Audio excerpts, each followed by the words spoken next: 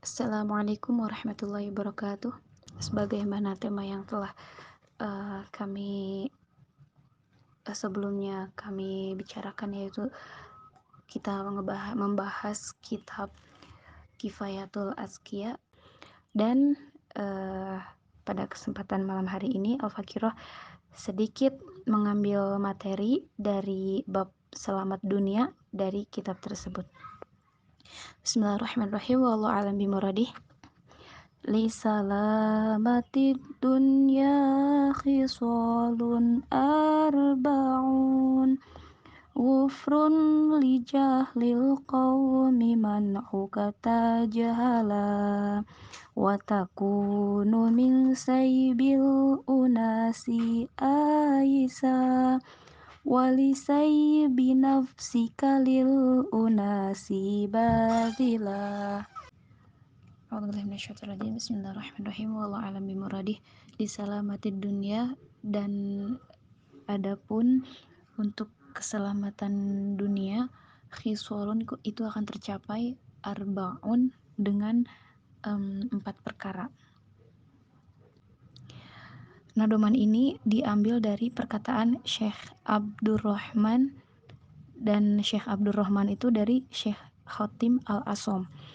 Dan beliau ini, Khatim Al-Asom, itu sejaman dengan Imam Hambali.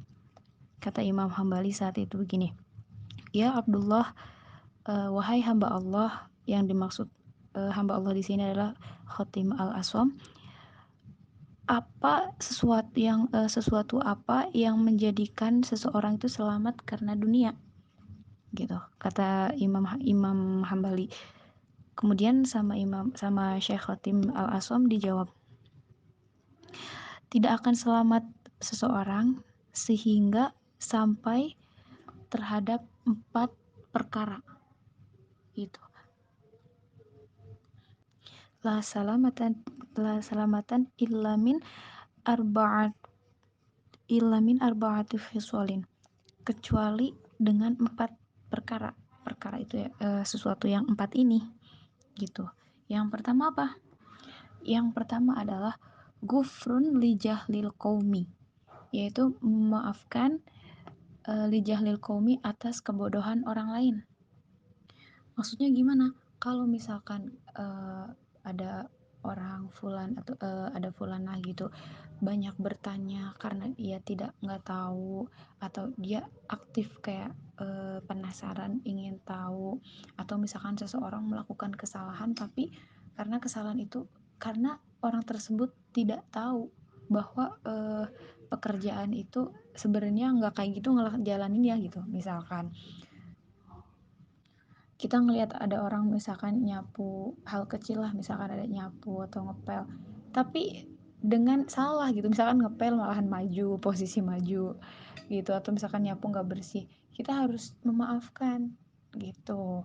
Nah, selain memaafkan di sini juga kita harus membimbing atau memberitahu, kita ajarkan, bimbing nih bagaimana caranya bekerja dengan baik kayak gitu. Atau misalkan ada orang yang banyak bertanya tentang ilmu agama karena beliau ini dia ini masih awam, misalkan jangan kita kesel karena dia banyak bertanya, justru bagus gitu. Atau misalkan seseorang memberikan pendapat yang salah, jangan langsung di judge itu orang sesat atau gimana, klarifikasi dulu kayak gitu. Intinya kita jangan mudah marah atau misalkan menilai seseorang itu sebagai hal buruk atas kesalahannya gitu. Jangankan kesalahan yang hanya sepele, innallaha ghafurur rahim, sesungguhnya Allah Subhanahu wa taala itu Maha Pengampun dan Maha Penyayang. Allah aja Maha Penyayang, Maha memaafkan.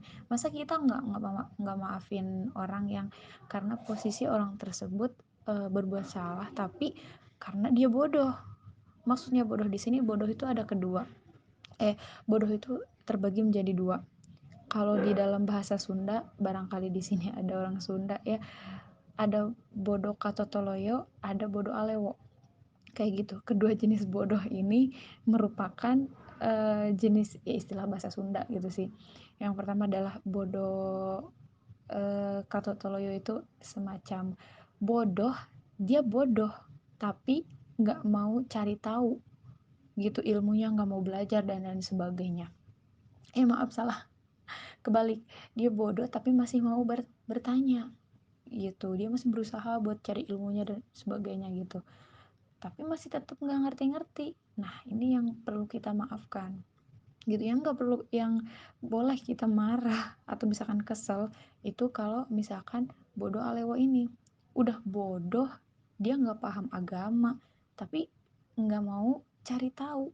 Nah, ini yang salah, dan nanti yang dipertanggungjawabkan sama Allah nggak dapat keringanan ya orang seperti ini gitu. Misalkan mungkin ibadah kita belum sempurna gitu ya, banyak salah, banyak kekurangan, tapi kita masih dimakfu sama Allah. Karena apa? Karena kita dalam posisi masih belajar. Kecuali kalau misalkan kita udah bener-bener udah cukup dengan ilmu yang kita miliki, maksudnya udah cukup dengan bisanya seperti sejauh ini kayak gitu, udah bangga dengan ilmu yang segini kecilnya kayak gitu. Nah, ini yang salah, yang nggak mau belajar gitu.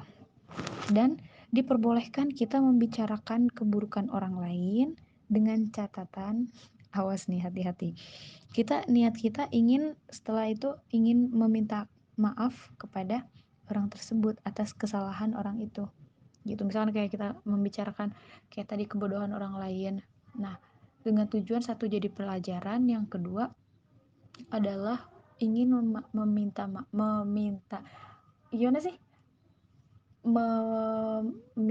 minta maafkan ke orang tersebut gitu. Begini misalkan ya maafin fulana ya, mudah-mudahan kedepannya dia bakal belajar lagi dan lebih maksimal lagi gitu.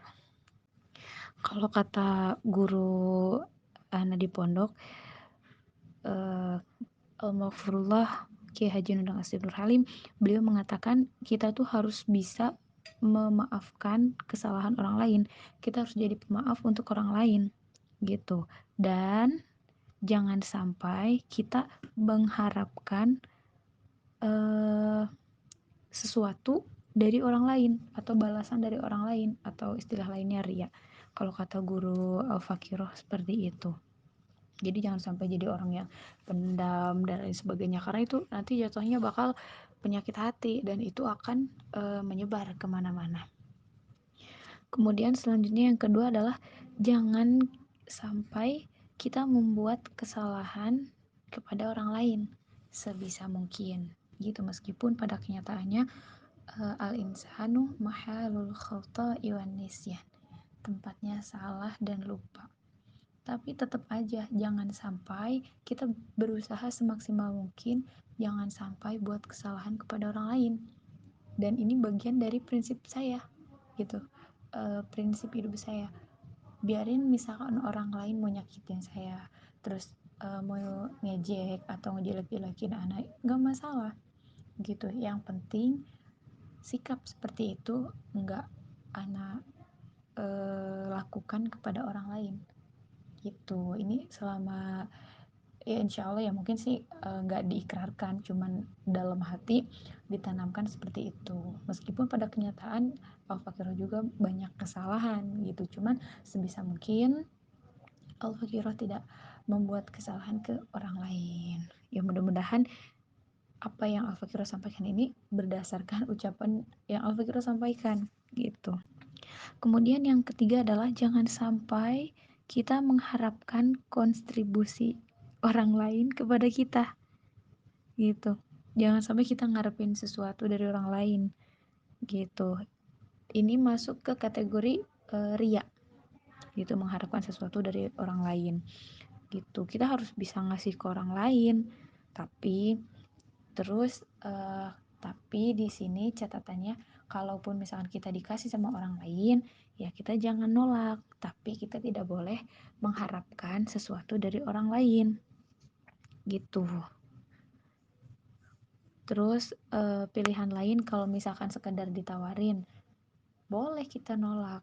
Tapi kalau misalkan dikasih, misalkan ditawarin, ayo makan yuk, bisa kita nolak gitu. Karena mungkin nawarin istilahnya buat pencitraan atau yang lain sebagainya kayak gitu. Tapi kalau misalkan ini buat kamu nih, gitu, atau misalkan ini hadiah buat kamu nih, ini makanan buat kamu, misalkan gitu. Nah, itu baru harus diterima gitu, kalaupun tidak suka tetap diterima dulu, habis itu baru apa namanya, misalkan gak suka kasihin ke orang lain tapi jangan di depan orangnya gitu, pas yang ngasihnya udah pergi atau misalkan nggak ada, jangan sampai tahu karena dikhawatirkan bakal sakit hati nanti.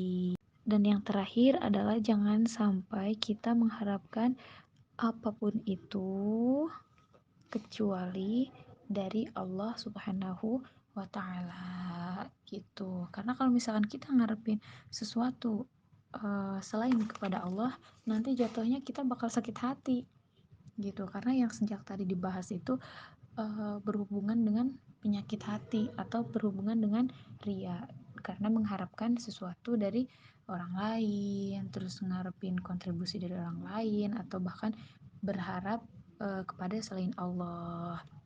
Nah, ini pembahasan sedikit pembahasan kita tentang selamat dunia.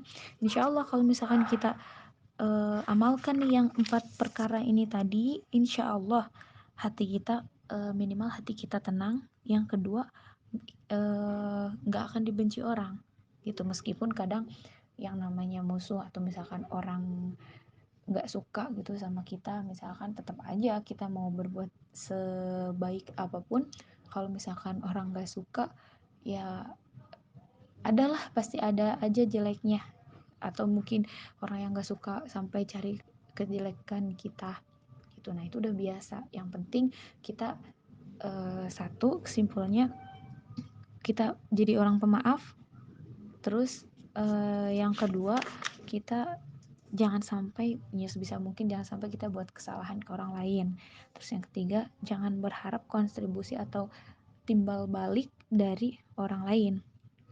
Kalau ditawarin boleh nolak, kalau dikasih jangan nolak, terima gitu. Dan yang terakhir adalah jangan sampai mengharapkan sesuatu kepada selain Allah gitu. Insya Allah selain hati tenang, hidup selamat di dunia gitu. Karena kita itu hidup itu banyak di dunia gitu, kayak nanam amal ibadah itu sama manusia atau hablum minan nas gitu. Makanya sebisa mungkin kita jaga muamalah kita atau hablum minanas kita kepada sesama manusia, kepada teman-teman kita, keluarga kita khususnya, atau kerabat-kerabat, atau bahkan guru kita, kayak gitu kita jaga diri kita supaya kita selamat, selamat dari omongan orang, selamat dari cacian atau omongan gak enak dari orang atau doa jelek dari orang. Insya Allah kita selamat kalau misalkan kita mengamalkan 4 perkara tadi. Mudah-mudahan kita selamat di dunia maupun di akhirat. Rabbana atina fid dunya hasanah wa fil akhirati hasanah wa qina adzabannar. Wallahu a'lam bishawab. Ihdinas siratal mustaqim. Kesalahan hanya milik al-fakirah dan yang benar itu hanya Allah Subhanahu wa taala. Mudah-mudahan Allah memaafkan dan mengampuni segala dosa-dosa al-fakirah dan seluruh jamaah yang ada di grup ini. Mudah-mudahan apa yang kita lakukan, apa yang kita amalkan, apa yang kita kerjakan, perjuangan kita, pengorbanan kita, Allah jadikan semua itu kifarat dosa dan jadikan pahala untuk kita, sehingga kita kalau tercatat sebagai orang yang beruntung dan mendapatkan catatan amal baik dari sebelah kanan kita, dan kita selamat mudah-mudahan di dunia dan di akhirat. Amin ya Allah ya rabbal alamin. Ihdinas siratal mustaqim. Akhirul kalam wabillahi taufiq wal hidayah waridha wal inayah. Wassalamualaikum warahmatullahi wabarakatuh.